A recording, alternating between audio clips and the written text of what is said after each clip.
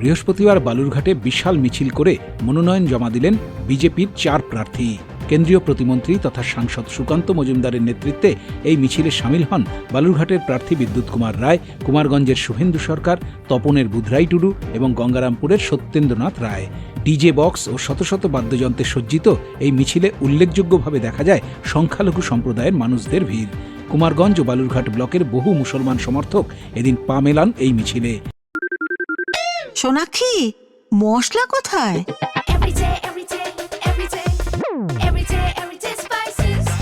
Everyday মশলা, দেশের স্বাদ। বিশাল এই জনসমাগমে কয়েক ঘন্টার জন্য বালুরঘাটের রাজপথ অবরুদ্ধ হয়ে পড়ে। জেলা জুড়ে বিজেপির এই যৌথ শক্তি প্রদর্শন রাজনৈতিক মহলে বিশেষ নজর কেড়েছে। যা লোক সংখ্যা, এই লোক সংখ্যায় বলে দিচ্ছে যে তৃণমূল হারছে, বিজেপি জিতছে।